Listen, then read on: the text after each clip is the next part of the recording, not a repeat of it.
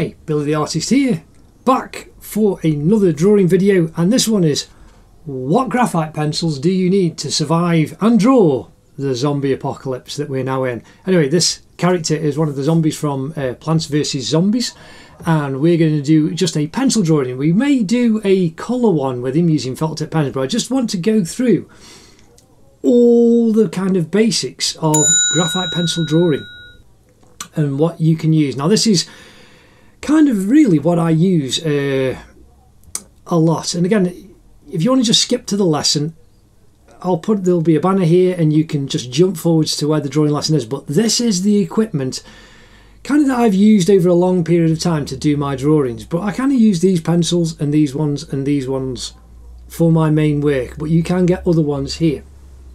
But recently we have done how to draw a toilet roll and the coronavirus, so do check those out in the links in the description and in the cards up in the corner. That would be fantastic.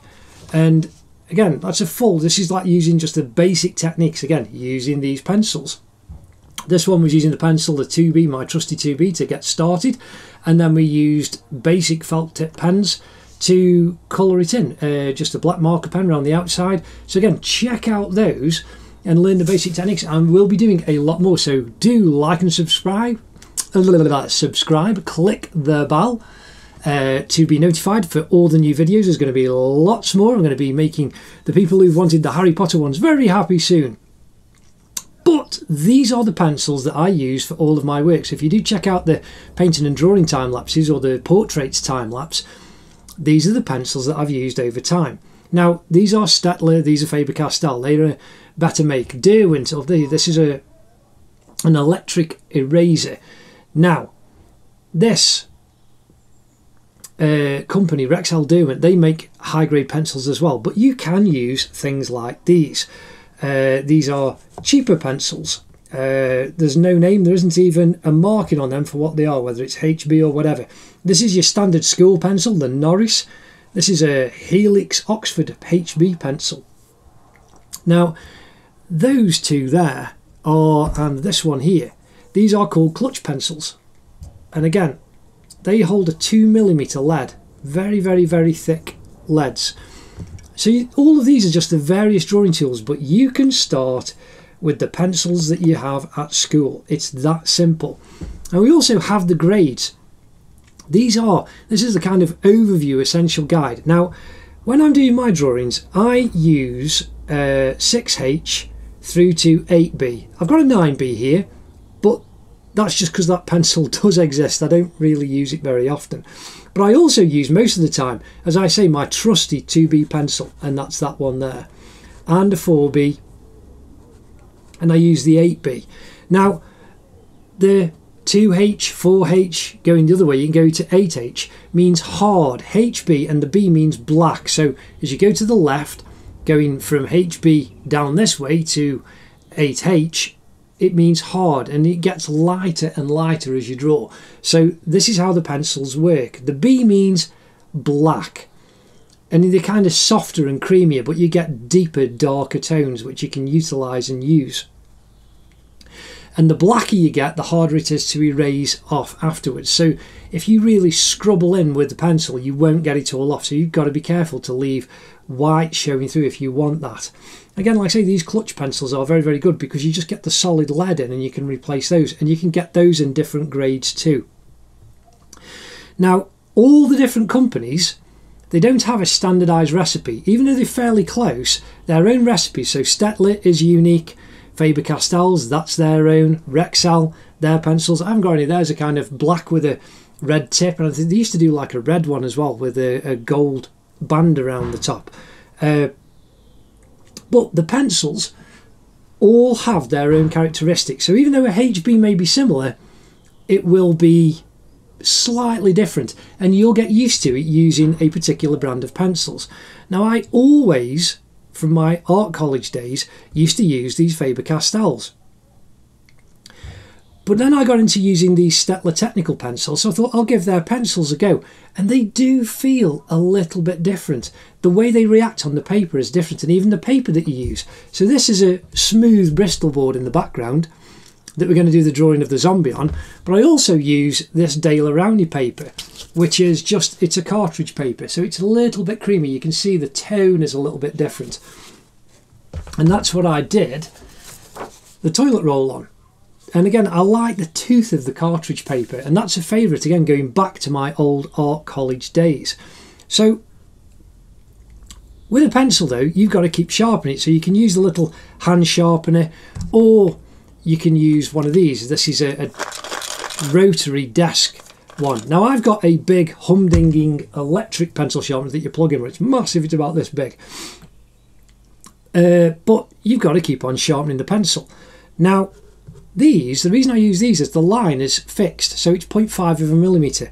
The yellow ones are 0.3, and again, this one is a 0.35 from Faber-Castell, and that one's a 0.5.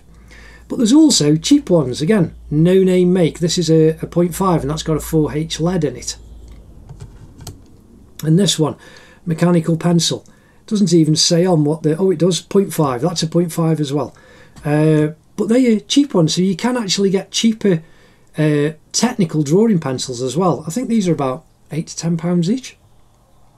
But again, you can get them from stationery stores all over the place, online, and if you've got stationery stores close to you that are still open, that's fantastic. So do utilise and use them.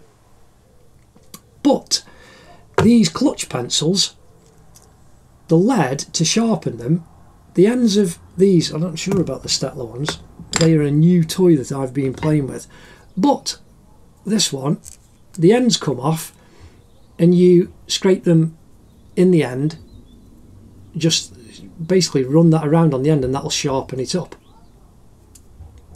Now also you can use a little piece of sandpaper. Now I've got sandpaper in my studio. Ooh, it's lurking up on the top.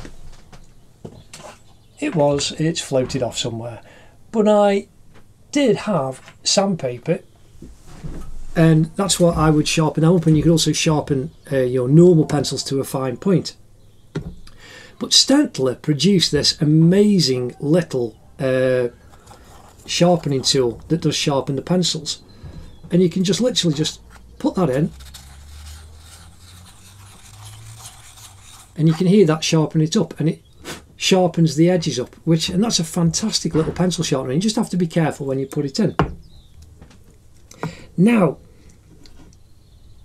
as I was saying, the grades go very, very far, so you can get from 8H to 8B and even a 9B, which is very, very black. But your standard pencils, you can draw with anything on any paper, so you can just start with any kind of basic pencil, but you can get very cheap and affordable. I did see in a shop called The Works that we have in the UK a set of pencils, again from the grades, from the very hard H to the very soft B. You had a full set of pencils for about £4, so you can get them relatively cheaply, but we don't know what the quality is, whereas Stettler, Faber-Castell, Derwent and other high grade, they will make sure that their pencils are very good. So now I'm going to draw, and you can hear that on there, but you can probably barely see. This is a 6H. Now I use these, I'm just going to write on with a pen so you can see. I use a 6H for very, very light tones. Again, you can hardly see that there's anything there when I'm doing flesh tones or I want a lighter tone on something. Now the 2H is lighter still. Now HB, I don't actually have an HB in my drawing pencils because I use my favourite trusty 2B. Now you can press on harder and get a darker tone on with the 2B pencil. I'm going to write on here 4B, and then we've got 8B, oops, that's 8B, and then we've got the 9B. So 4B, you can press on lightly and press on darker, and you get a deeper, darker tone. Again, the same with the 8B. You can see there you get it very, very black very, very quickly. So you can see there's hardly any light there. You can hardly see the tone because it's so light with the 6H. Now this is the 9B. And if you really press on, you get it very, very black. Now I like pressing on and I like seeing the lines and the shine of the pencil. Some people like it to be matte. Now here I've got the 2B Staedtler technical pen, and then I have a 3B, sorry, a 0.3mm 2B, and it just means I get solid consistent lines. So if I want a very crisp line around someone's eye or a piece of engineering equipment like the motorcycle drawings that I do, that's what these are very, very good for. So you can utilise them very, very well. So again, this is the Faber-Castell. That's quite a hard one. That's got a HB lead in, and again you can hardly see it, but it's very, very fine tip and fine point. And this one's got the 2B lead in, and that one just seems darker, that's softer straight away. But this is where, if you get a lot of different equipment, you can experiment with all the different pencils and the different grades. But you can, like I say, I've done some drawings that are on here, like the toilet roll, all with just the 2B pencil, and that to me was the most versatile because you can get some good darks with it. And I'm going to show you. So this is the 2B Faber-Castell. Like I say, you can see you get a similar kind of tone with the Faber-Castell. And again, the Faber-Castell 6H is very, very, very light. And if you do press on, you can get a dark tone, but I can actually feel it digging into the paper and scratching the paper up. So you have to be careful. Just having a slurp because I'm talking a lot. You have to be careful with the hard pencils because you can rip the paper, and then especially when you start trying to erase afterwards. Now here we have the Norris. Now this is a HB, and you can see in the middle it's actually, you can recreate even with the Norris HB, which is a Staedtler pencil, something that is very, very close and similar to a 2B. And you can get some quite nice lines. So even with a pencil like this, you can lightly press on and you can get dark tones. So you can utilise your standard school pencil and really do some good drawings. So do know that you can utilise basic simple pencils. Now this Oxford is a HB. It doesn't feel as smooth as the Staedtler, but you can get a fairly decent range of tones. Now this is just a cheap pencil that you get in packs of lots from like a pound store or a thrift store. But again, you can create different marks. You can use the top and the point and get quite light.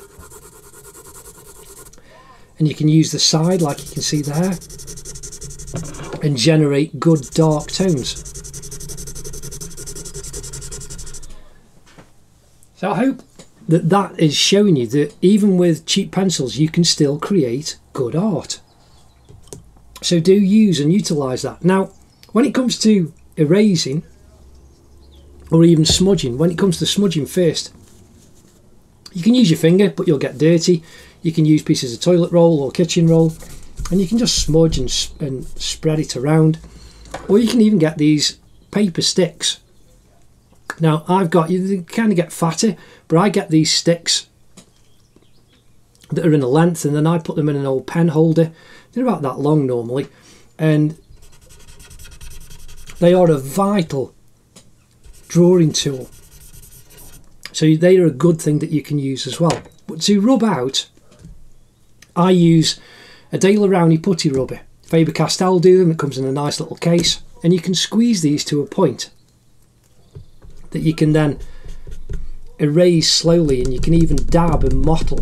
So that's good. And then you'll see me when I'm erasing all the construction lines in the basics videos, you will see how I use the Mars plastic, the Stettler Mars plastic, and they're just really, really good. So if I choose a 2B pencil and I can just put some lines on,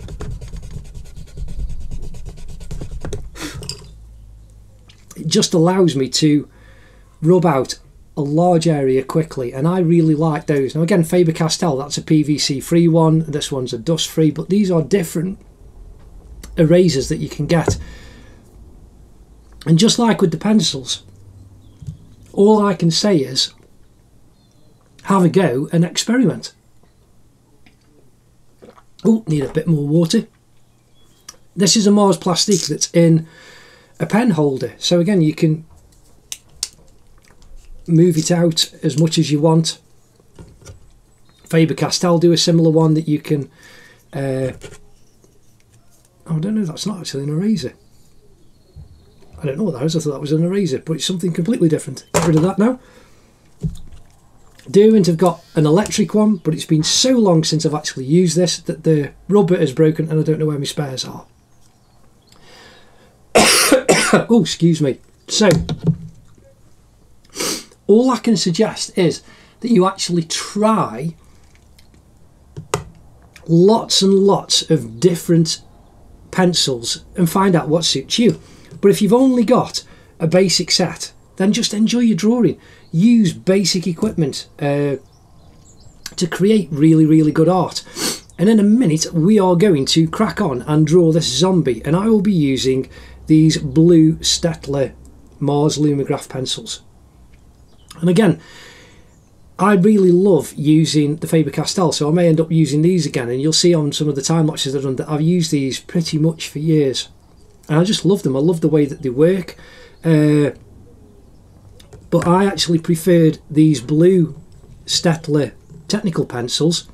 So you may even see in some of the videos when I'm doing fine lines, I'm using these technical pencils from Stettler, and then for the drawing I'm using the green Faber-Castell Series 9000 pencils.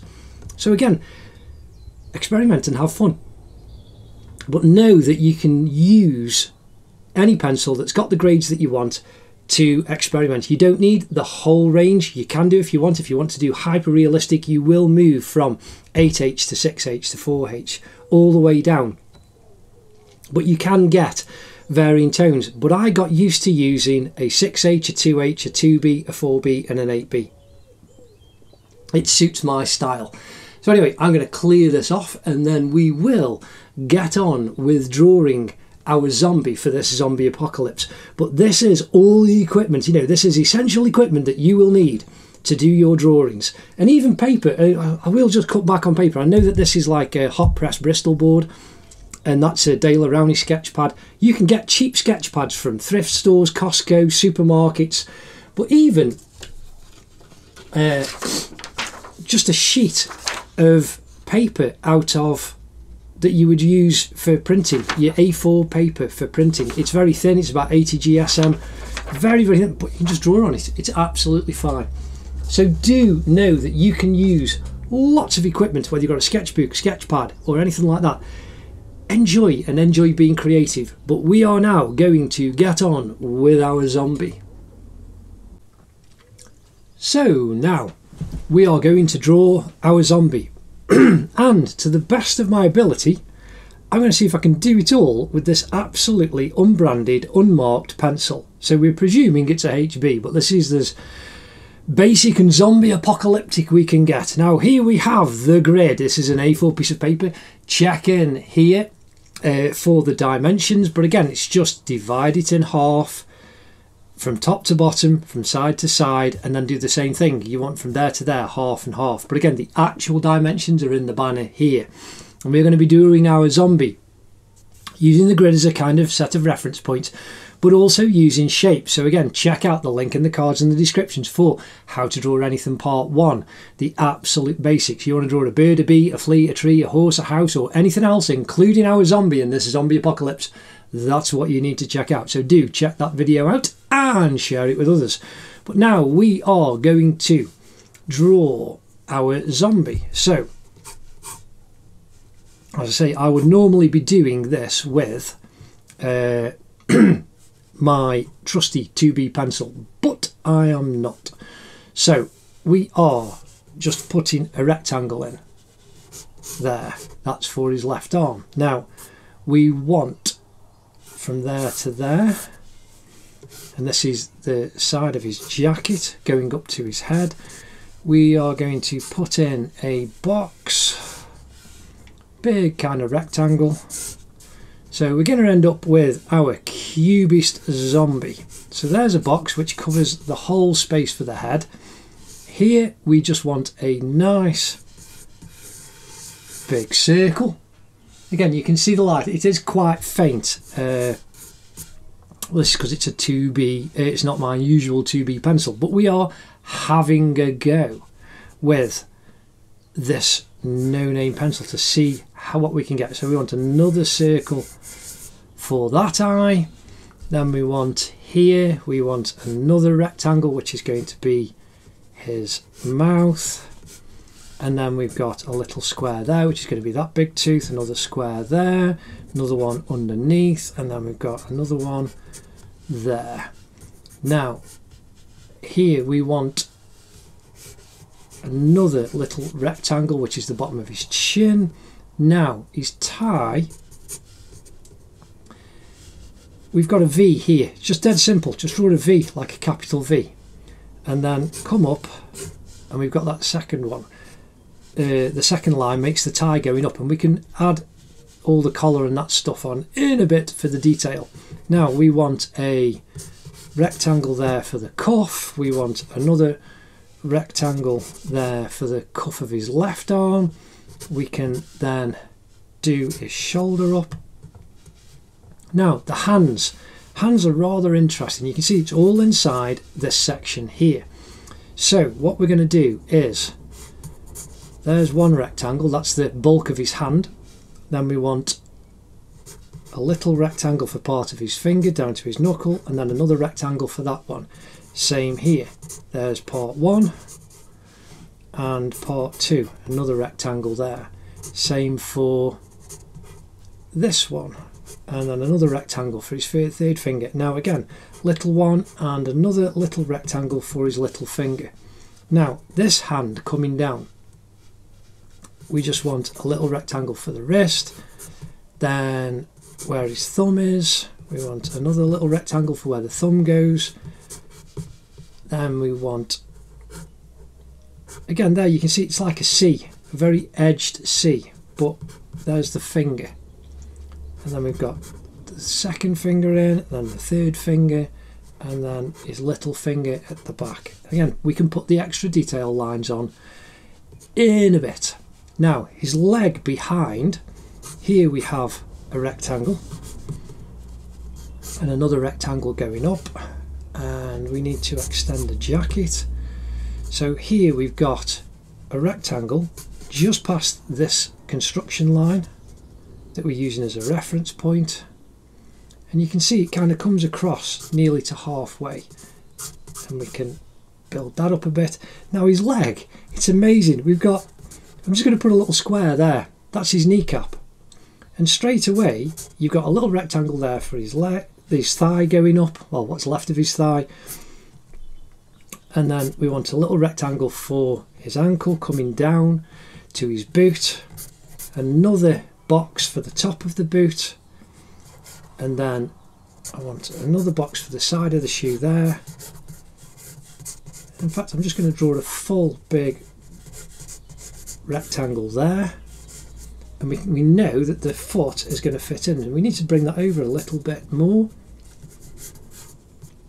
And then this foot is turned in towards the toe of his left foot, his right foot is.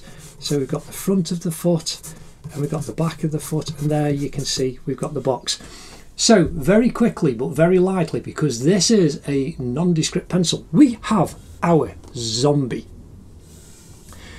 drawn out in a kind of cubist way. Now I'm going to really press on to try and start detailing him up and building him up, and hopefully you'll see more and more as we get there. But inside this box we need the curve of his head comes right the way down. So you got the top of here to here, top of his left eye to what will be the top of his eye socket, his eyebrow, and then that curves round and comes out past the centre line, and that goes up and that goes over. We can actually put in an eyeball. They're kind of fairly dead centre, just off on this side. It's not like the Simpsons when they're really way off. So there you can see his two eyes staring at you. That's quite funny. Our zombie's already getting a little bit of life in him, which is interesting because he's an undead. But there we go. So here we have the nose, his nostril, and the nostril hole there. And what we need now is the angle coming down for his cheek to the top of his mouth, and we can just draw a detail line in. Now this is like a really extended capital D, so if you think here you've got a really long, so your D would be like that, but you've got a really long capital D. So now I'm really going to press on inside these lines, and so once he's come past this tooth that's going to be at a slightly funny angle to here, you can see where it's lined up with his eye. We can now curve it round. So there's the edge of your D. I'm really pressing on. I don't know if this pencil is going to snap or keep going or what. And his lip goes and joins there. So now we've got this little tooth here,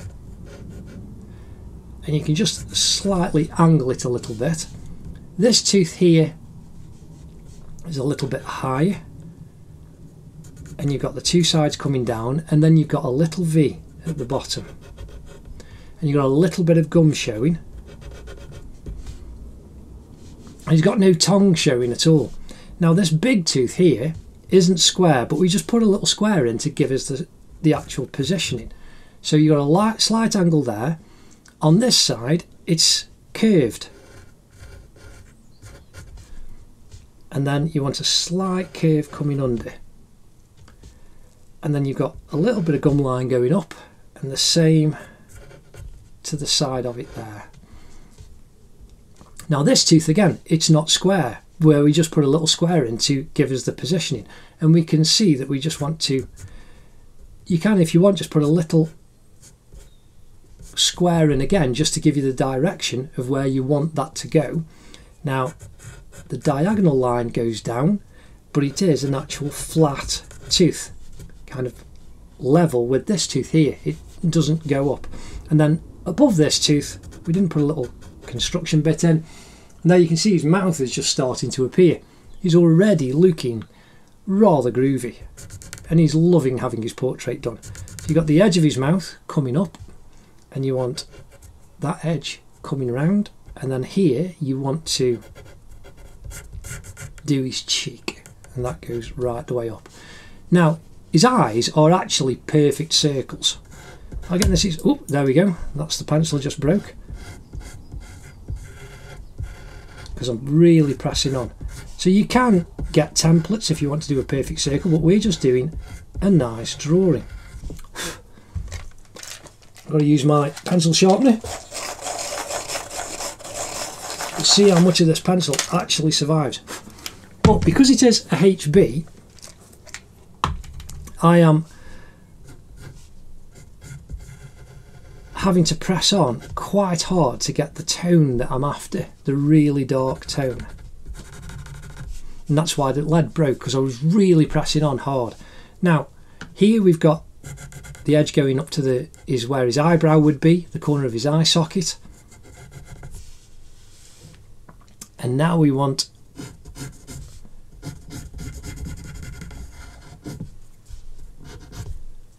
the line going up to the top of his head, going over to the top of his skull, and then coming out down the side. Again, we could do this with felt tips and a marker pen, and I only use the cheap stuff. At the moment I might end up getting some expensive markers, but I'm enjoying doing this to show you that you can use very cheap pencils. So now we've got his head has come all the way round to where the back of his head joins where his neck is, and we'll come down and do that in a moment. But we are now going to put in his big eye. As I was saying with the eye, these are perfect circles, which is very simple in digital drawing software, because you can just draw a circle and specify the size of the line. Now you can get drawing templates that have got perfect circles, but you can see I am trying to use the curve of my hand to make this look as round as possible. And again, it's just good fun just to do it quickly. Now again, he's got a shadow down here coming off right down underneath, and it touches the construction line there. Now that's something that I didn't do because I'm trying to get these lines on first. I've left all the construction lines in, so before we actually shade in, when I've got all these lines in, I'm going to erase as much of these as I possibly can, but then we'll see how well this actually does rub out.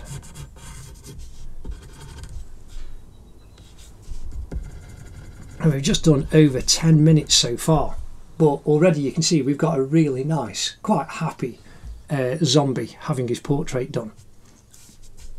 Now we need to bring out his chin. So we've got his bottom lip just comes around a little bit, and his chin is in line with his teeth, just inside this bottom tooth. I say you can come down and his chin comes out and then comes across to underneath this gum part.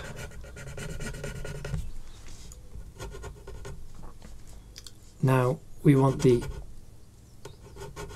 edge, and this is just like a V, like a bird there. That's the edge of his lip going up. And now we can bring the side of his jaw up, and then his jaw comes up again at a slight angle.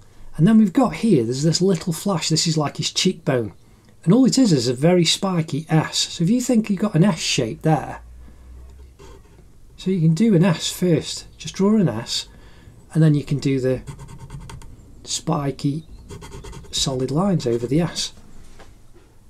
There we have our zombie's very nice face. That's rather good. I'm really enjoying this. So now, because we've used all these construction lines properly, you can start to fill in the rest. So here, off the back of his head, we can see we've got inside his jacket, it looks like he's wearing a waistcoat. So we can bring that down, and we've got this line coming up.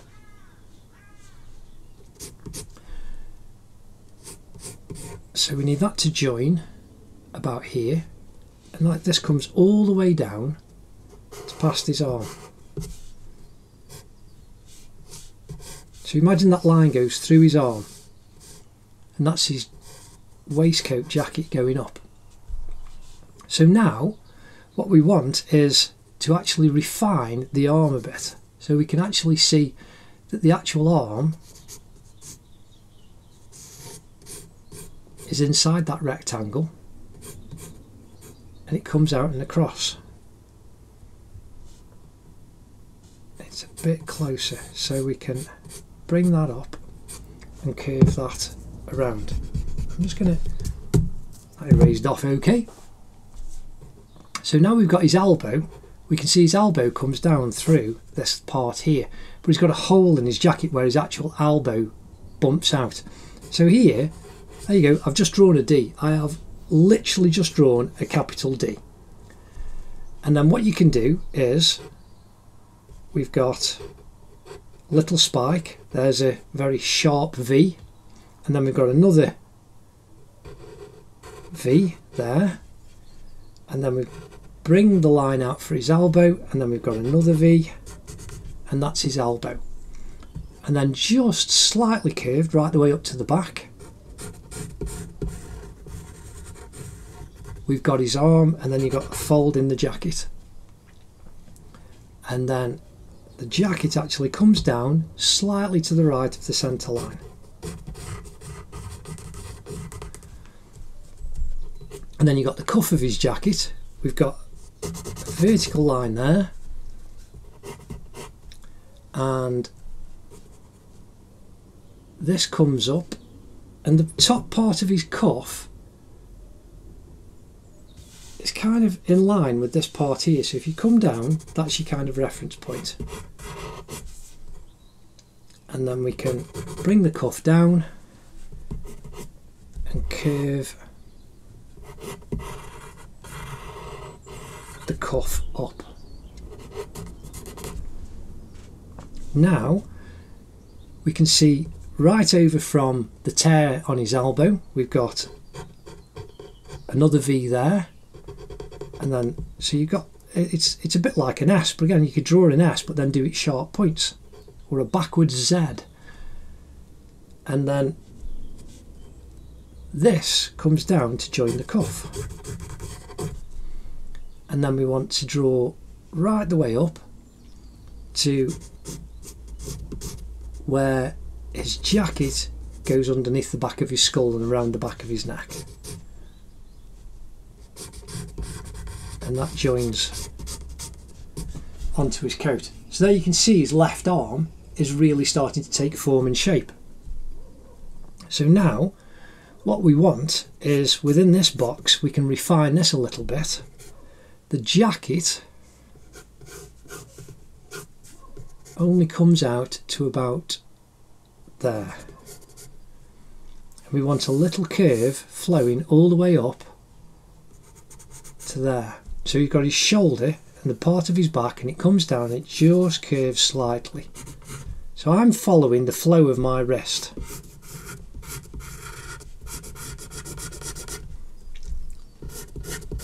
All the way down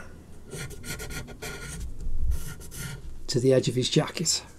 Now it curves and comes right through this cross centre point. Here we've got just like a big N. So imagine you do your N but without the straight edge on the end, or an upside down U. There you've got that tear in his jacket.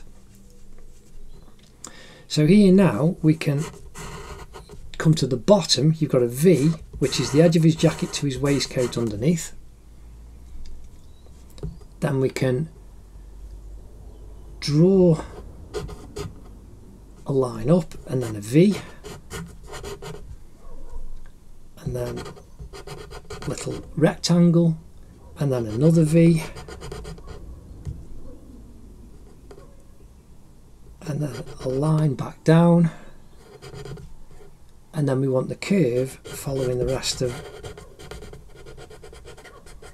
to that tear there. So you can see you've got the back coming all the way down for the side of the coat, and the bottom, the hemline of his coat. Now we can firm that black line up for his arm, and then we've got his waistcoat coming down, going behind the jacket. So there we have our zombie really starting to take full effect. So now off the corner of his chin we want his shirt. So we've got nice simple rectangle there, darken the top of his collar up, just slightly curve it, and then curve it back up underneath his waistcoat line. Then from down here you can kind of see a line coming from the tooth. This is where his tie comes down and then curves around. That's the knot in his tie. He's a very, very well presented zombie. So we're going to come to the bottom of his tie now, and There we have a V just at the bottom, and rather than following that line up, you can see it's just slightly curved. So now I'm just slightly curving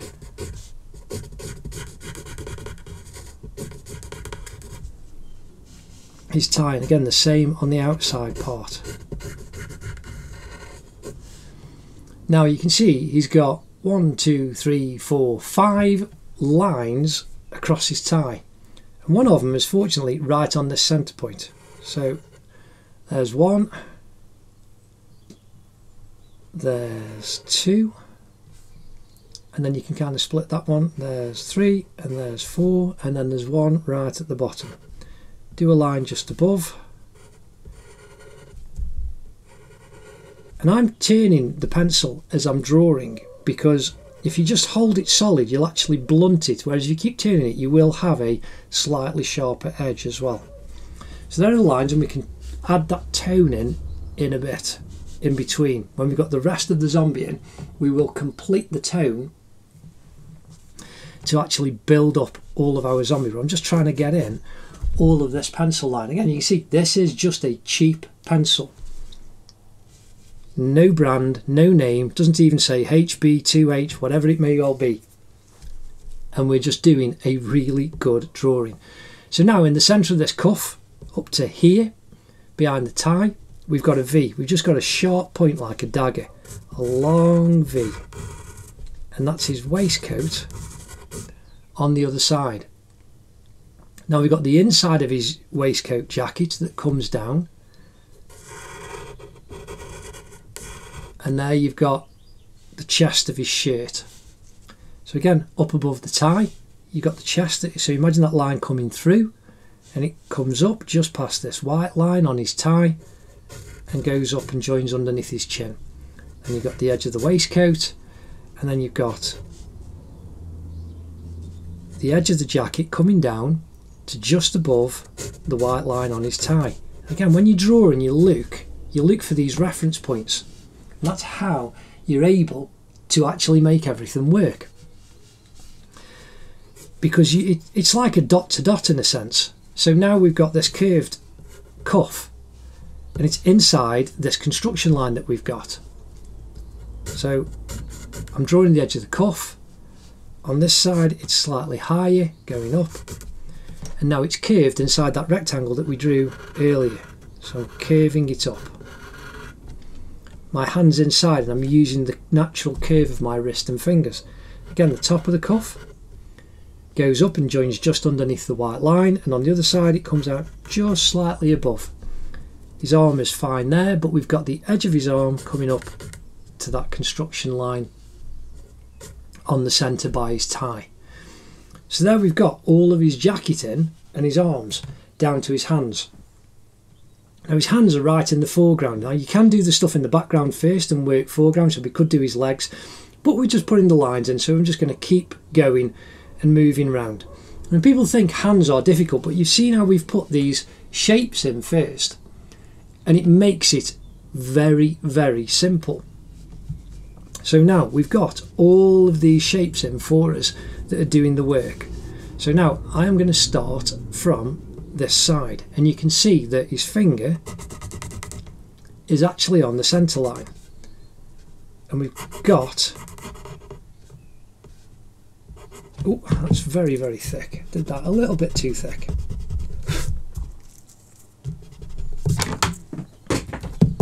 Now there is part of his second finger, and we can still see part of the line that we drew. That curves down, just do a curve round, and that's his finger bending round. Now we've got his little finger. We want a line going up, follow the curve round, and just imagine it like a nice big U, and then the edge of his finger curves around. Now here, coming off his cuff, just like an edge of a D, and then we can then bring a little line over, it goes past his finger, and that's his little finger kind of tucked up and over. And that's how simple it is to create the hand. So now we can see that his third finger in meets the centre line, and he's still got a fingernail on this one. So we're just curving underneath, then coming out to the construction line that we had, and then coming up.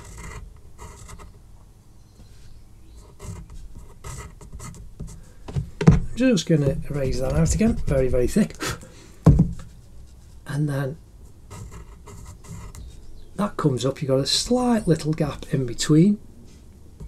And then we want the top of his hand, and you can see that kind of comes around. The edge of his hand comes down, and we can now really push out his finger.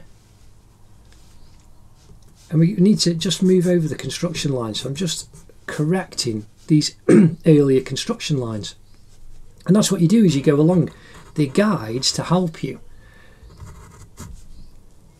And so that's like just a giant capital U. And then the finger bends over the top. We've got a line where his knuckle is. And then we just want a nice little rugby ball ellipse for that nail. And then a little kind of crescent moon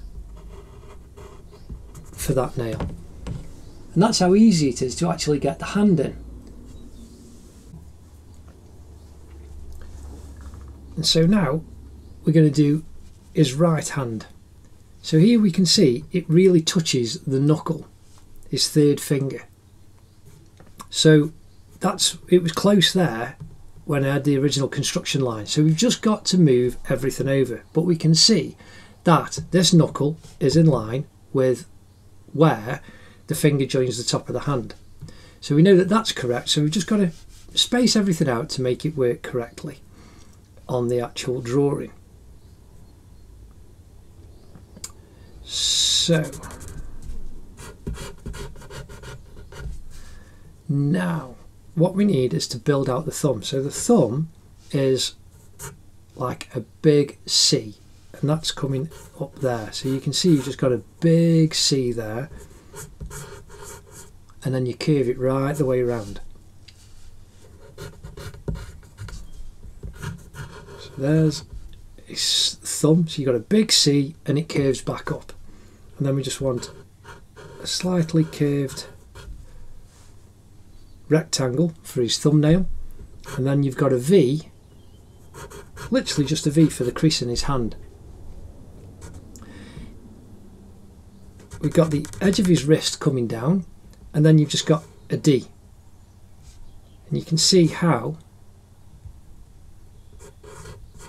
that comes down underneath this cuff here to the bottom of the V in the crest of his hand, in the palm of his hand. So we can finish that off. Now we need to fill in the cuff because it goes behind. So imagine the cuff goes right behind. That's the three-dimensionality. So now, coming down to match the bottom of this thumb, we've got the edge of his little finger, and then that comes out to kind of join where the knuckle and the top of the hand join. There's one. Now we're going to come back over here, and we've got another C for this big finger.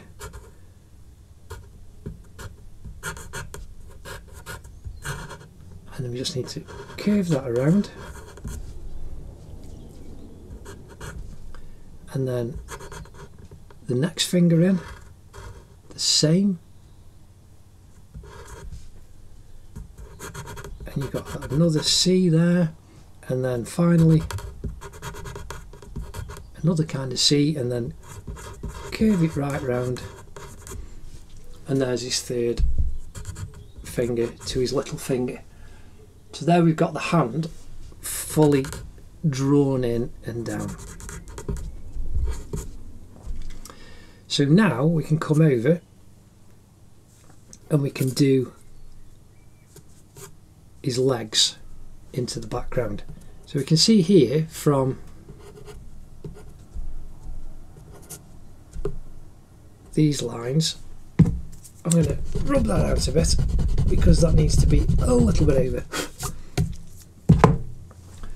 You can see, you can still see some of the lines after I've rubbed out, but that's okay. So that needed to be over just a little bit. So there's the V, and there's the square, and then we want another little V, and the curve goes up, and then that comes down to join the bottom of his jacket. Again, it's not about trying to not make mistakes, but when you can remove things, do that. That's the whole point of your construction lines and doing this side of the drawing first to build up, and then you put your detail on top of your construction lines. Now I'm really pressing on to create these dark lines so you can see them. You can press on lighter with your construction lines to build it up in a way that it's easier for you to actually erase anything if you need to. So now we've got his leg, and it's not perfectly square, it's just slightly at an angle, so we can work inside that construction line and just slightly curve that out. And then we've got a V right on this construction line coming down, the grid at the beginning. Then we've got to go up, and that's just a little rectangle, which then you get a V going out to the side, and that joins up there. So here we've got on his knee, you can just see a big capital C there that I've just drawn. The leg of his thigh going up, then coming off underneath his kneecap, which is that just big C. We can draw the front of his shin bone down, and it's not a straight line. So we've got the straight line of the construction rectangle that we put in, and now all we want is to make a triangle, and that's his calf at the back. So you come out the knee, go around the back, and then come down to where his boot is. And his ankle is going to go down inside the boot. So here around his ankle you can see coming over the grid line we've just got a very close together C, and that's the top of his boot.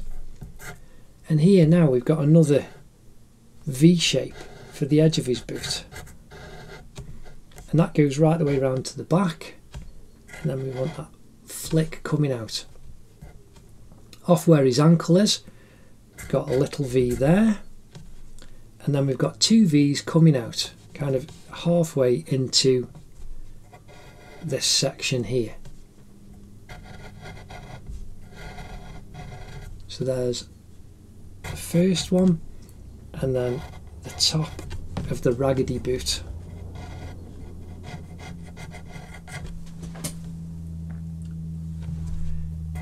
Nice and simply.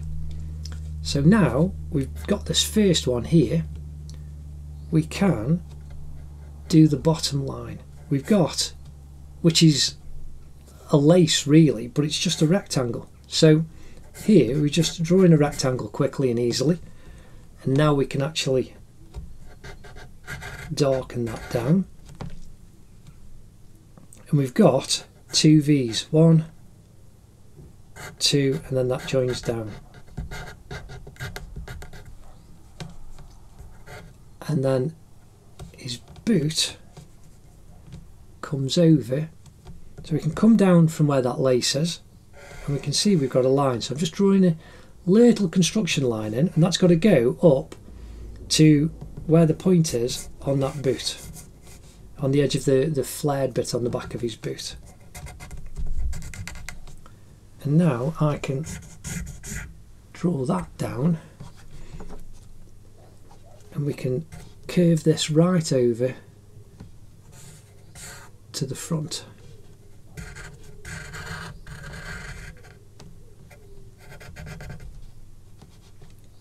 And the curve of the top of his boot right at the front, got to come round to the lace. Oops, there's it gone again. So that's twice. Again, I am really pressing on very, very hard with these.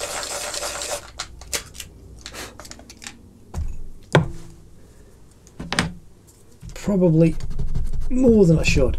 So where that snapped, I've just rubbed out that little bit. So there's the curve of the toe of his boot, and then the kind of front bumper bit.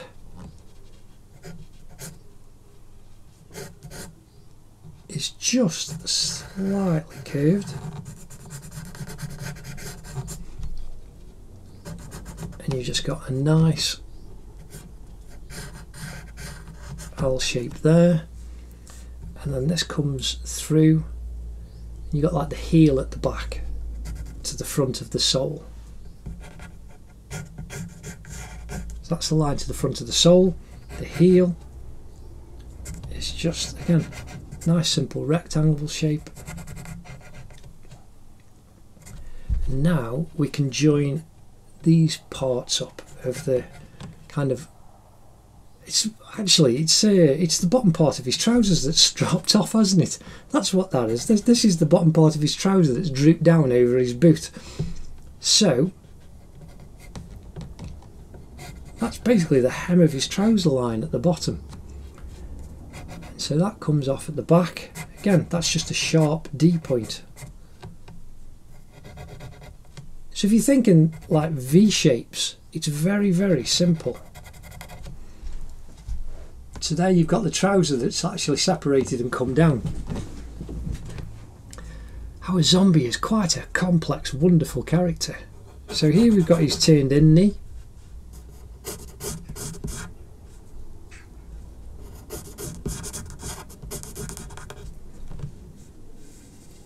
And we want the top of this toe.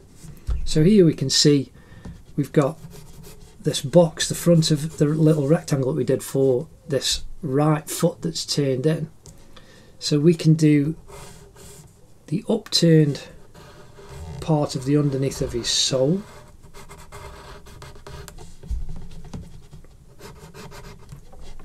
And then we want the line coming out for the edge of his sole.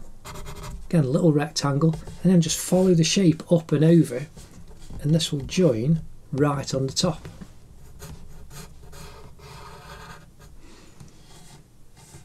And you can see it's kind of in line with where this underneath part of his knee comes down.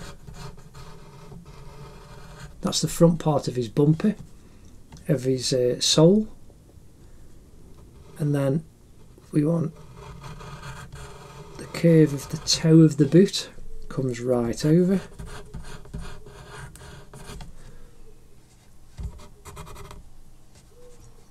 And then you've got the heel just up.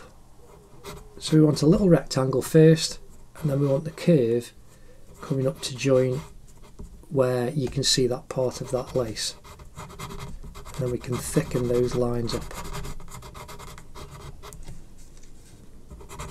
So now we've got his trousers at the bottom, and you can see here there's just an M. So you've got an M on the side, up, down, and that's where his trousers are at the bottom, all ruffled up on top of his shoe.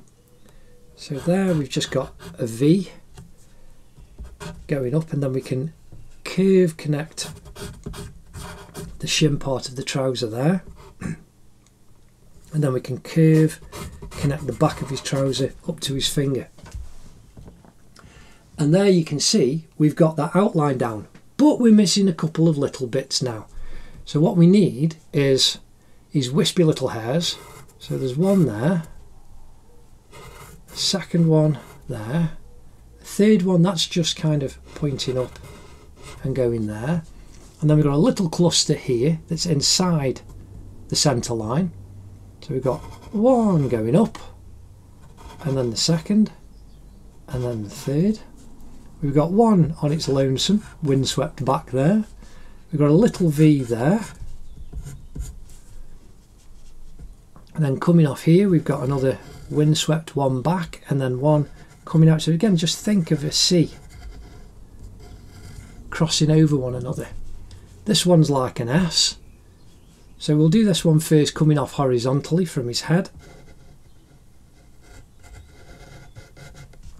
And then we've got this point here to here. So we've got the start to where it's going to join on. So if you just think of that as an S, that's how easy it is. And there are 3 hairs there. So you've got the... Ooh, nearly felt that going then. Just felt the lead crumbling. So I'm going to bring that all the way down, and then you've got a lesser one inside and then another small one there. So they are all the hairs that are on his head, and then you've got his brow, his furrowed brow. Now again, you've got 3 lines. So you've got 1, 2, 3, but they're horizontal. So this one is just a little wave. It's a very long elongated S, or a U. So if you do a U first and then curve it over, just do the wave like that. The second one goes up a little bit higher, and then the third one is just a little U underneath tick.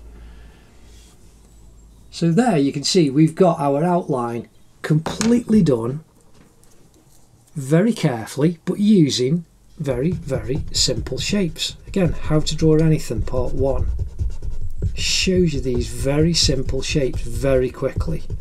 Now I'm carefully inside of all of the lines that I've done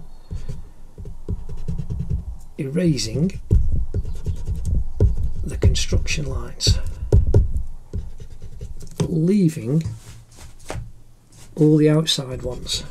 Again, your rubber, your eraser gets very, very dirty, so you can just wipe it on your jeans or have a bit of a cloth. Jeans is very, very good because it's quite abrasive, and that'll clean up. You know, if it's a soft cloth like a tea cloth, it might not clean your eraser up very, very easily. I do find my jeans quite useful. I don't wipe my brushes when I'm painting on my jeans, but I do know artists who do that, and it does look rather artistic. So now I'm erasing inside his ankle and his trousers.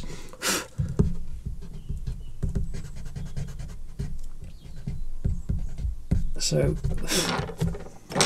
one thing that I didn't do, I'll try. So yeah, the eraser on the, you can hear it's a much more scratchy sound, but that's because it's quite a sharp point. That's actually quite good. I can actually get into areas where my Mars plastic is a little bit too large, but I can get quite close to the line. Oh, that's good.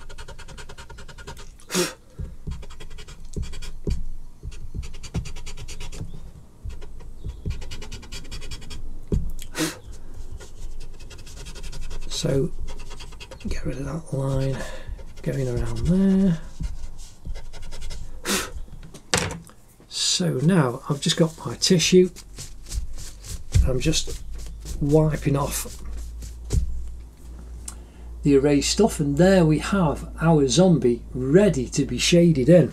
He's looking rather good. So now we're going to shade in our zombie. Now again, I've kept fairly clean doing this, but I'm just darkening up some of the lines. Again, you can put a piece of paper underneath your hand to protect your drawing and your hand from getting dirty. Now I've left all the other construction lines on there so you can see. I've not really, oh go on, I'll just erase some of those out a little bit away from it, because then it does kind of look arty.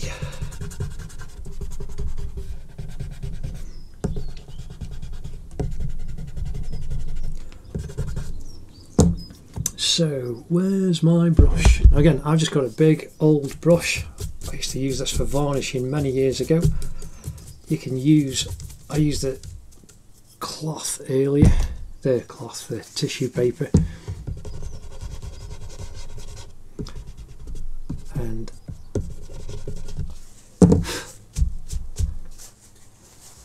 so we're now going to see how this pencil fares for shading in. Now we've got some shapes, but it's very easy to follow. So I'm just following the shapes of his eye, which is where these shapes are brought in. Now again, this is done digitally in vector graphics software, or even if it's done in something like Photoshop pixel based software, it's using shapes. So we've got the shape of his nostril coming round. Oh, messed that off completely. So here again, this is why I'm drawing these lighter shapes in, but like we've got the shading round here, you've got a very big shape coming underneath, then it gets thin to the edge of his eye and then large over the top. Now I would be using my 4B pencil for the very, very dark lines, or if it was a highly detailed drawing that I was doing, I'd even go and use an 8B. But that gives us what we need. So now I'm going to thicken up the hairs at the base, and then they become sharper at the end. And again, the same for these at the top. And then we've got these little V ones, and the ones coming off the top of his head.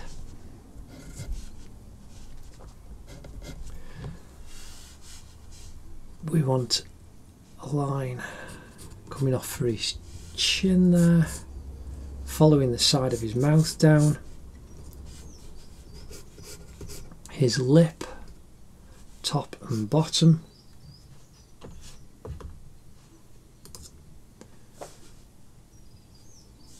So here now we've got all of these shapes that we've turned into the lines for the outline of our zombie.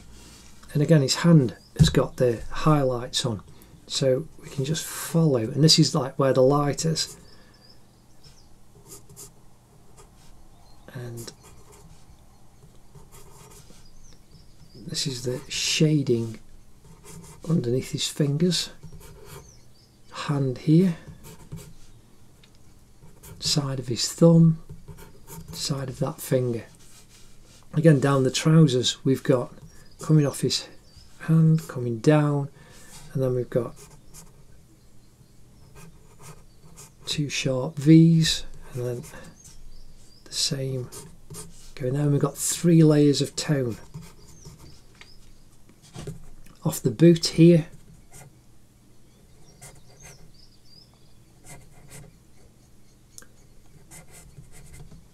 got different layers of tone. We've got that curve coming round.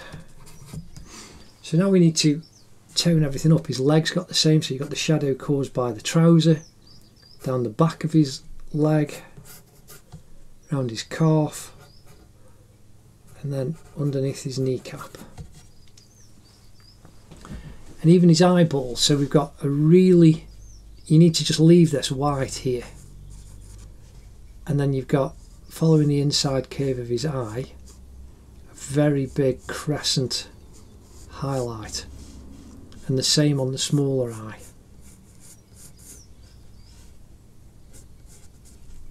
Now this is the lightest point, and you've got a very white highlight right next to the pupil. So I'm actually going to sharpen the pencil again, just so that I've got a nice sharp point. If it will sharpen, that's just broken in the pencil sharpener. And this can happen.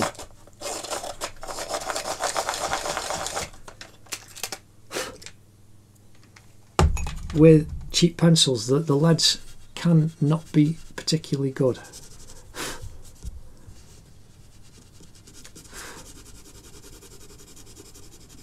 and very, very consistent light tones can be quite difficult, but you know what? That's actually quite good. Same for that eye on that side. And it is slightly darker on this curved side of his eye. Again, you can barely see, this would be like the 2H or 6H that I use. I use those to get the lightest tones possible. Now, he's got a lighter tone right down the side of his head. So I'm just filling in very, very quickly.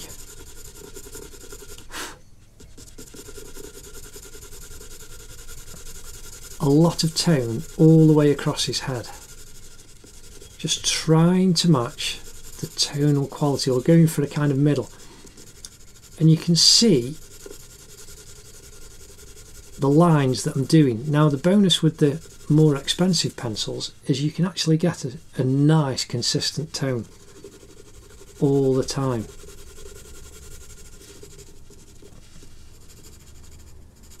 So now I'm filling in down the side of his cheek,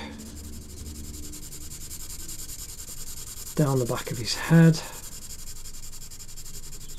When you think this is just a absolutely no-name pencil, it's doing quite well.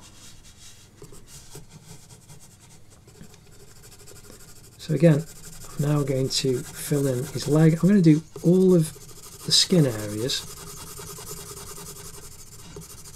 to the same kind of tone.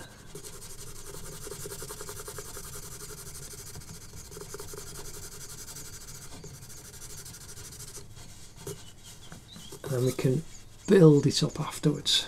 He's got his gums. That's actually quite good. Now, I'm just going to use a bit of the toilet paper. Yes, I use toilet roll. Still haven't seen any in the supermarkets. And in years to come, if you're watching this, this is during the coronavirus COVID-19 pandemic. So now I'm going to get another clean bit of the toilet paper. Now, I've had to go over the highlight that's there, but I've missed the one that's on this side. But again, we can pick it out. I may end up using the putty rubber. I'm going to try and use the eraser that's on this. And it's actually smoothed out the pencil very, very well. That's quite rewarding to see.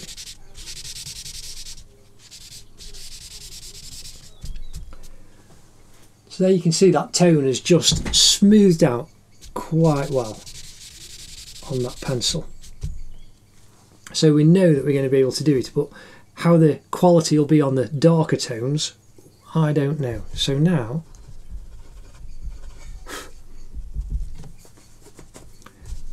I'm just, gosh, that's very rubbery, that is. So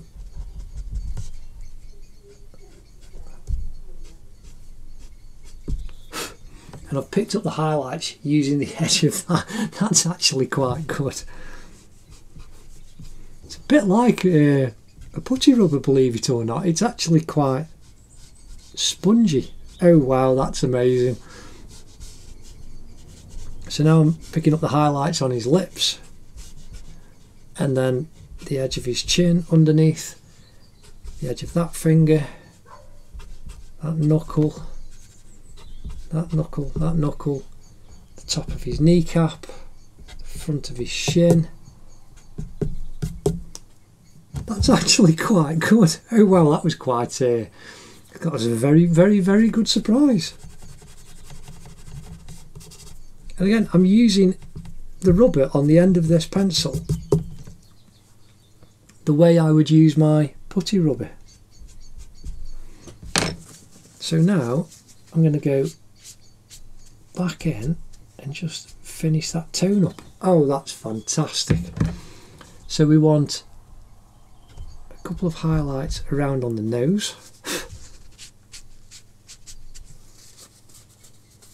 This is apocalyptic drawing, this is completely. Oh wow. So now we want darker tones. Now I'm using the side of the pencil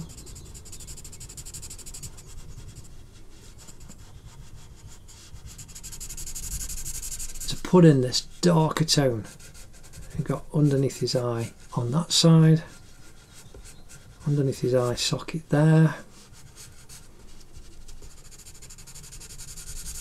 side of his jaw coming down,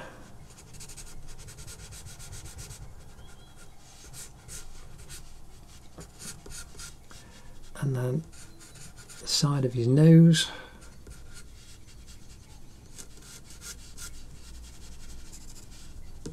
Now I'm turning the pencil because I've just had that very large flat area. And this is kind of like cross hatching. You can see that darker patch there. That's the inconsistency in the graphite and the pencil and the eraser leaving stuff. That could even be grease that's been put down off the toilet paper onto the paper. But it's still, that's still doing really, really good. I hope you're enjoying this. I'm having a blast.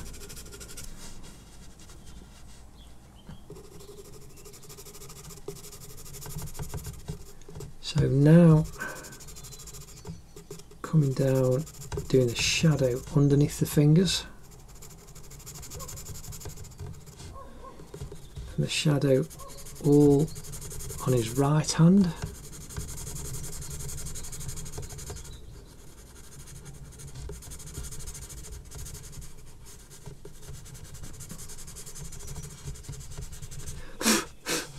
And now on his leg.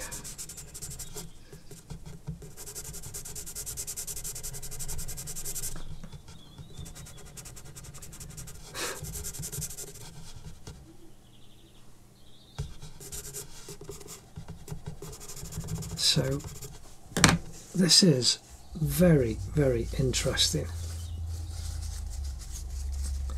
So now I'm just trying to, like I say, because of my fingers, it could be grease on my fingers. But again, oh no, that's the pencil because it's not stayed on. So that's just the pencil crumbling. But I can smudge it and smooth it.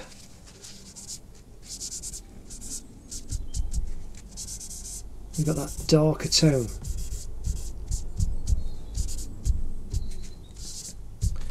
Of our zombie. He's looking pretty good. Oh.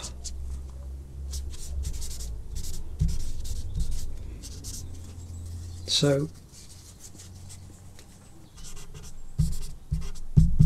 like I say, I would ordinarily be using my smudging tool. I'm just trying to do this with the, like I say, just very basic equipment. It is the apocalypse after all.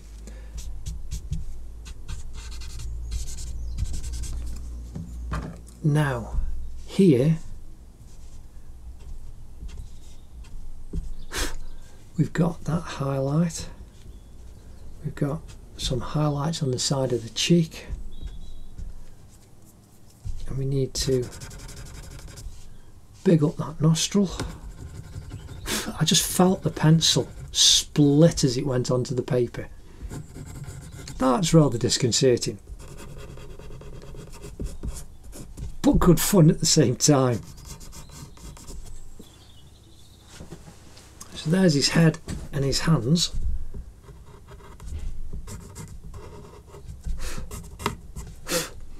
You can hear it split as you press on to try and get the darker tones, but we are getting there. So now what we need is his shirt is a general lighter tone with a bit of a shadow.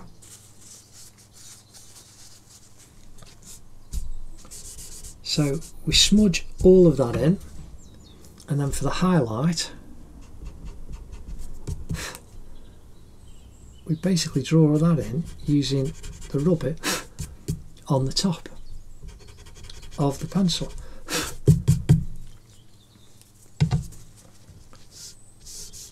And then smudge the pencil in even more.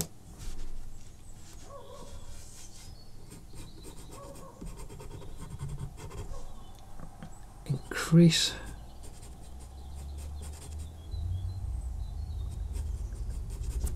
the lines on his cheek jawbone, and very carefully pick up the highlights again. That's looking pretty good. So now the tone here on his waistcoat is similar to the one on his head, so we can fill that in, we can fill that in, and we can fill that section in because they are all the same. We then smooth them, and we've got an extra shadow part, so you can just go over that again and then smudge that quickly. Just smudge it all in down at the bottom. And then we've got his jacket. So his jacket and his trousers are a darker tone than here, though the edge of these trousers is fairly light. So this is going to now be the biggest challenge for this little pencil. Oh, just colour his elbow in. I've literally just used the pencil that's on the toilet roll.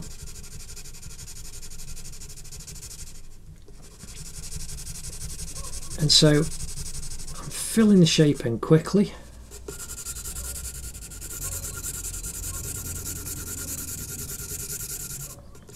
All the way down, just one general tone as best as I can. And really it is quite fitting that I'm using, in a sense, a zombie pencil, because I've no idea where this has come from. We've got no idea of the quality control that may or may not have been done on the production of these pencils.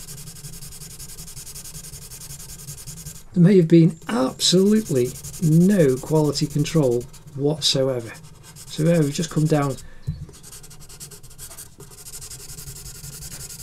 We've got no idea how good that'll be, but there we can see we've just filled him in. But the hatching lines, it's not smooth, it's not as nice as it would be with the Staedtler pencil or the Faber-Castell.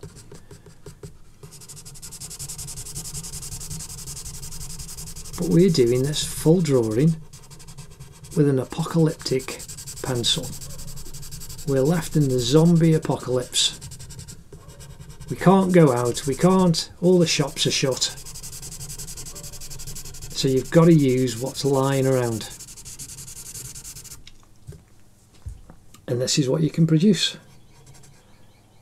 So again, even his boot, they're all a similar tone. So I'm just putting this one tone in and filling it all. And we're nearly there. So again, now I'm going to smooth all of that tone out that I've just put in, just using the tissue paper.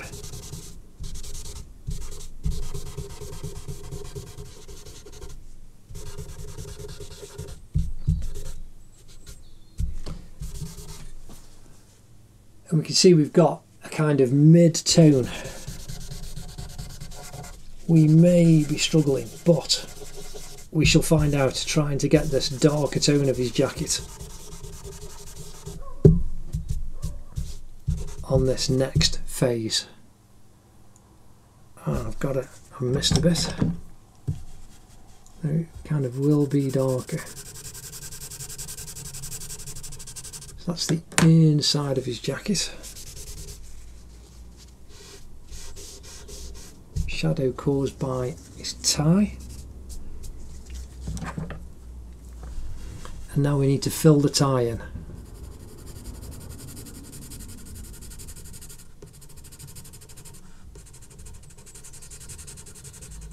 I'm carefully going to where the white lines need to be to try and leave them.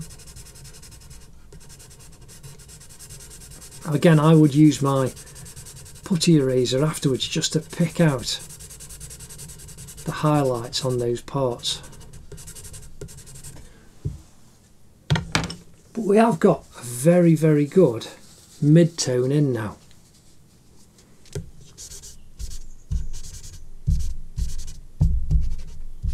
For all of our zombie. And what I can do is use the eraser on the pencil to indicate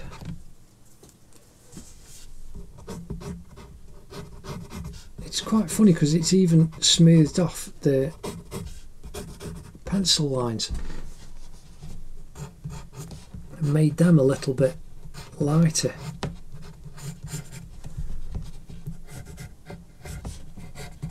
As I've smudged all of the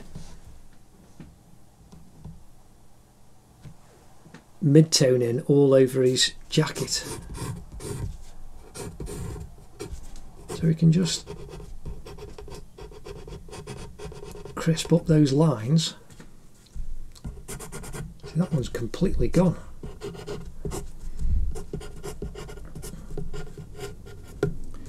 And also the scratchiness of the paper, I can see where we had to move that V over.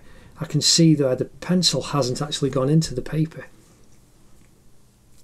But that's all rather good. So now we've got that highlight there, highlight on the boots, on the top of the front of the boot, on the side of the boot here, and then on the front of his jacket, on the arm going up, and again on this right arm. So I've kind of increased the highlights, and if I just smudge that over, we'll have that three-dimensionality a little bit, because it'll leave the highlight showing. Same on the trousers there. So now we need to try and put these darker shadows in. So we've got the shadow on the top of his jacket, coming over his shoulder, and then coming all the way down his back, and just follow that curve.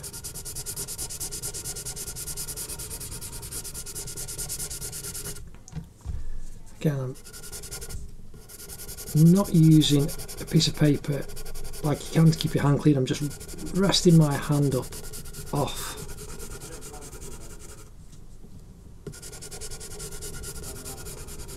the table surface so that I can draw it down nicely. So now you can see we've got a darker shadow. I'm also going to try and darken down, and it's when you smudge it, it actually lifts some of the pencil off, because I'm drawing onto the smooth paper, not cartridge paper. Cartridge paper's got a tooth, that's quite a nice tone. Cartridge paper has got a tooth, and so that would actually hold the paper, the pencil graphite on the paper. I suppose a bit like Velcro, really. Strange way of looking at it, but that's kind of what it would be. Again, I'm gently feathering this in so that I can fill the whole tonal area of the darker part in. And you'll see as I fill this in now that his elbow will stand out. And what's kind of interesting is, even as you're looking at the drawing, down his left arm to where the elbow is, all the way down, there is a shadow, but there's actually no shadow on the body of the jacket. And yet the jacket down to the trousers, there's a shadow. That's kind of a little bit strange. But I'm not turning the pencil on this at all. So it's getting flatter and flatter, which means I can put a more consistent tone down just with the pencil.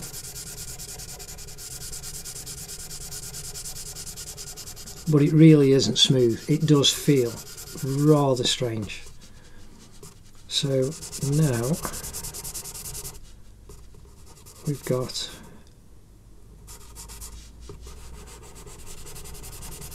the same dark on the cuff. And you can see how much darker that's becoming and showing the tones, the tonal differences. So now we're going to come all the way down this leg, and I know that if I try and push the pencil around using the tissue, it will actually wipe it off.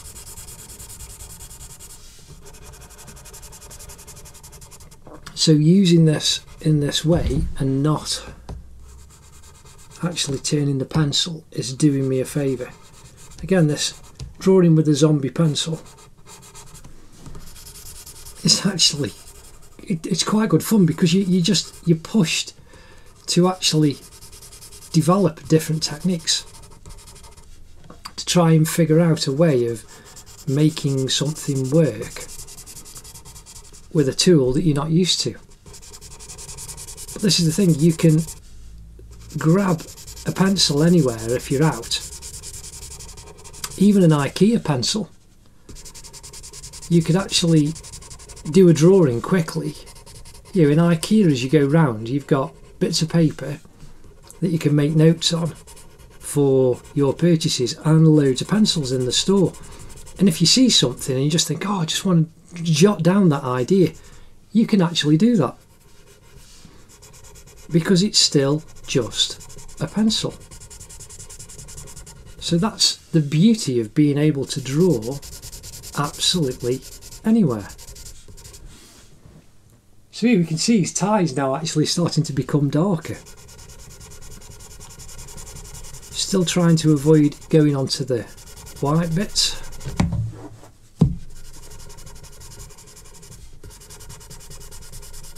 Though using the tissue has kind of smudged it a little bit over, so I'll try and pick it up using the eraser on the end presently.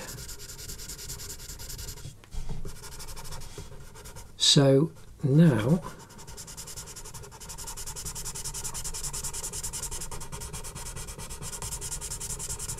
we're doing the cuff. this edge of his sleeve and then underneath. Now I'm being careful, I am pressing on quite hard, but I did feel the pencil actually flex in the wood. And again, it's graphite, not lead. It's an old myth that it was called lead because of its colour. It's actually discovered by some monks under a tree up in Cumbria, graphite was. And they just used lumps of it to draw with. Somebody, I can't remember who exactly, coined that it was lead, and lead in your pencil then stuck. But there's never been lead in pencils. It is only, always has been, graphite. And always will be. And they found the graphite, the monks did, underneath a tree that had kind of fallen over.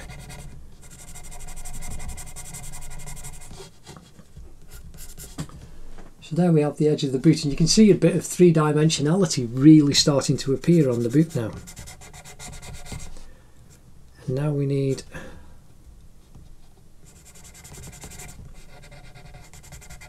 the side of the boot and the heel and the sole.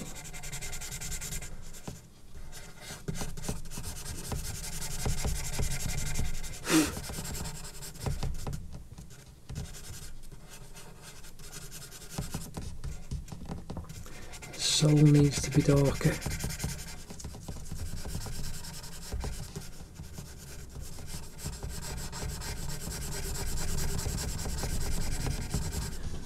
And there you can see it's really starting to take the shape and form.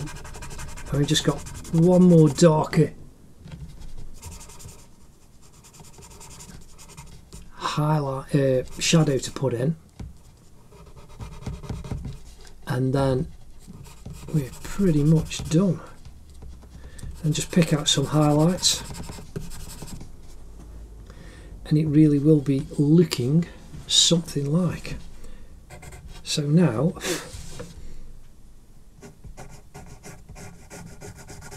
I'm using the sharp point again, which is gone, it's gone quite flat because I've just used the pencil so much.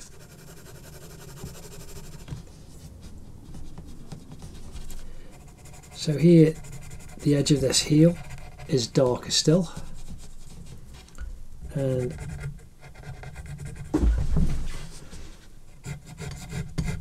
I can intensify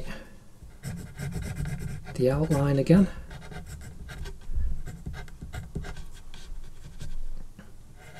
Because we've lost part of the outline. And this is a strange thing, it's like, it seems, when you just have the outline, it seems very, very black.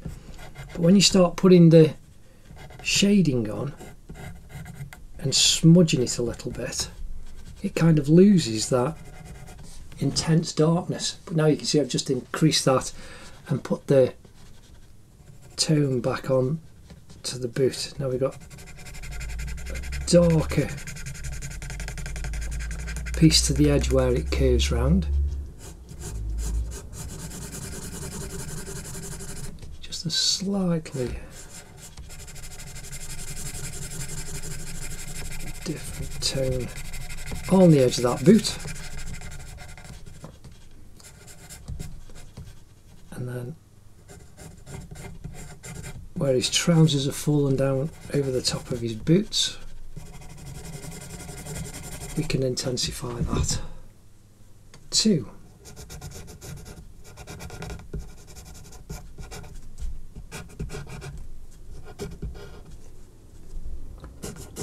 And so now we need to really increase the darkness of the boot down here on the front of the sole, the bumper that comes around.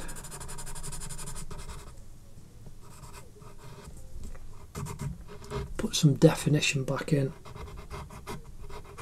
on the lines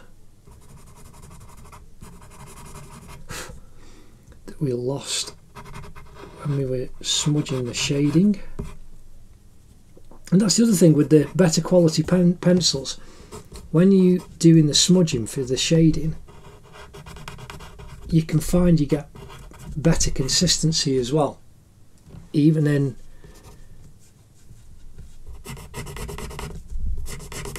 doing basic shading.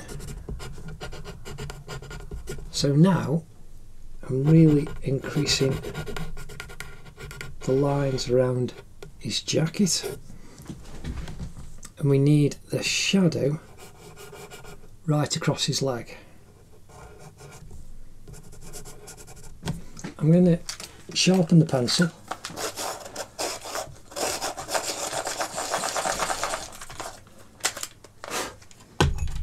See how we go with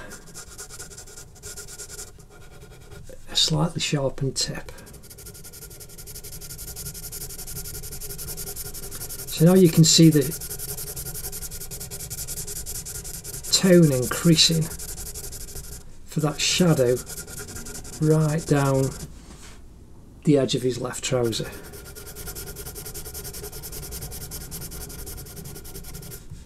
That's cast by his jacket, falling all the way down. And that's about as dark as I can really push this.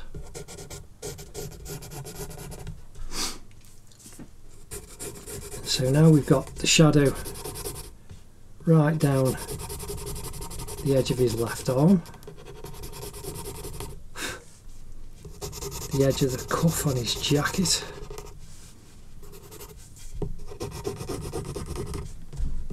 can intensify the outline of the jacket. I should be able to darken these trousers down as well, because the shadow's got to come all the way down over his right knee.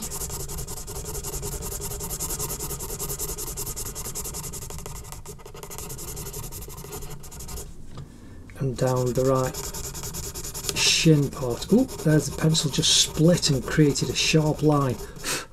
That's amazing. Like I say, you don't get that with the Staedtler or the Faber-Castell or possibly even the Rexel.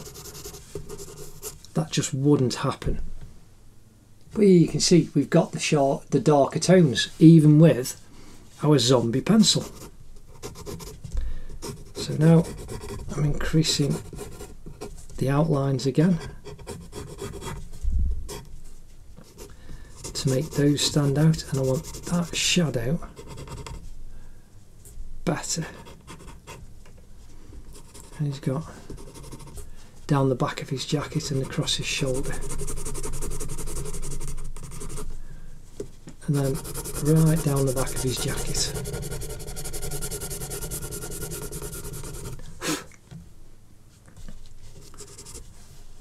Now the same for the tone on the inside of his jacket underneath, and then we want the edge of his tie, and then his tie underneath his chin.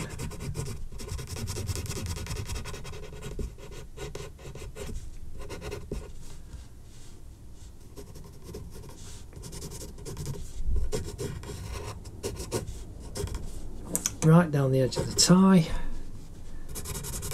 jacket underneath the tie, and then the inside part of his cuff and underneath his cuff.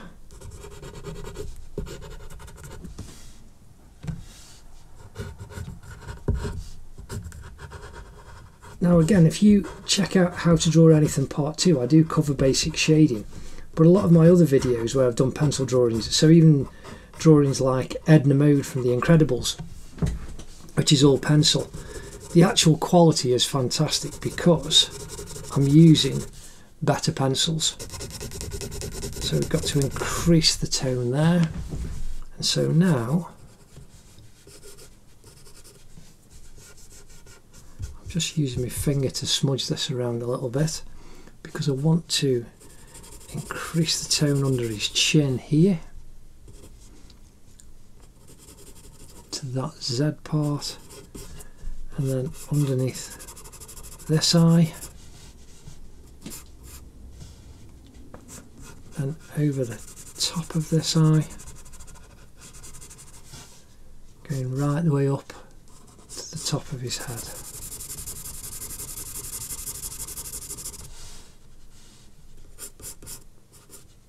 Down the side of his mouth, underneath his bottom lip. And this is where you can just enjoy and push the drawing as far as you want.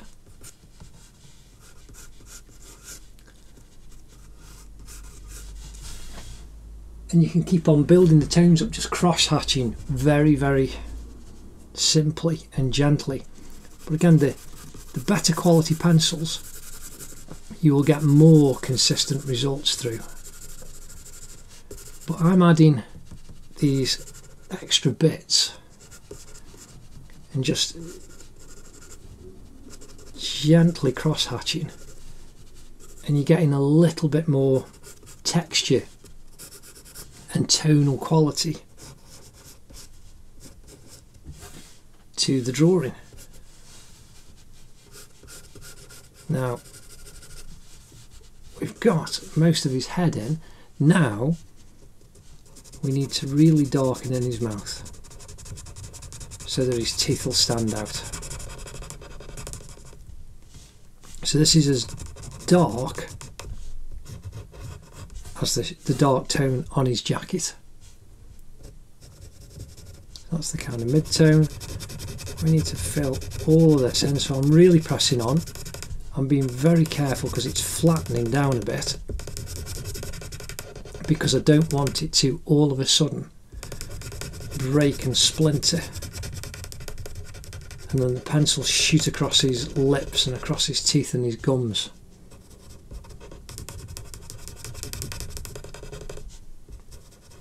So we can colour that gum in. The edge of that tooth's got a shadow, this tooth's got a shadow, and the same with this tooth.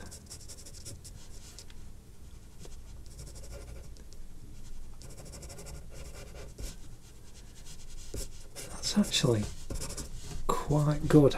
So now I need to increase that black line and his jawline coming down. He actually looks really good. A zombie drawn with a zombie pencil. And so, again, just lightly increasing the shadow on his hands and under his fingers.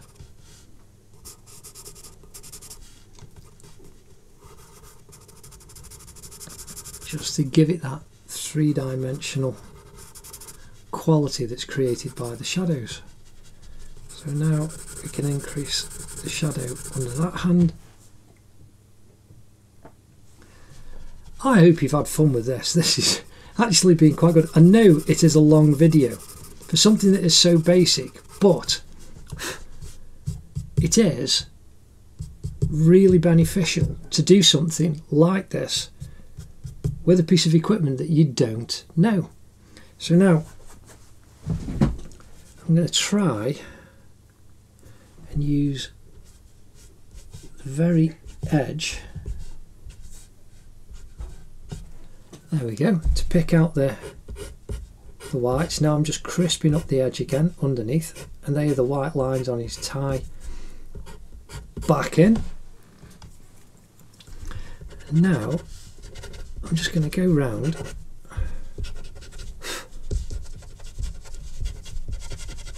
and clean him up.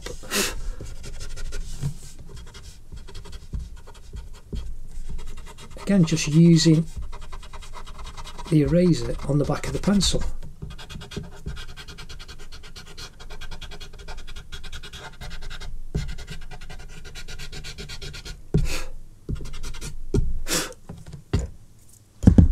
And this is our zombie drawn very, very well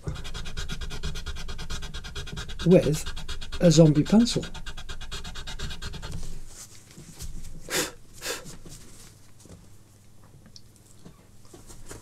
again, you can see there how easily I'm trying to brush off. And that's the other thing, fixing this zombie pencil might be quite beneficial. Now you can use expensive fixative, but a cheaper alternative is hairspray, because this will smudge all the time. Anyway, let's just clean his nails up. Just darken some of those lines down. Oh, got to darken these ones down. So we've got a little V there, little V there, and the front of his shoe there.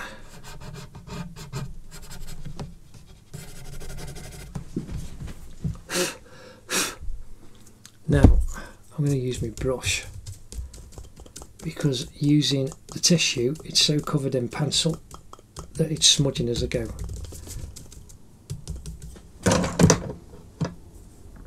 So there we have our zombie using a zombie pencil. I hope you've enjoyed that.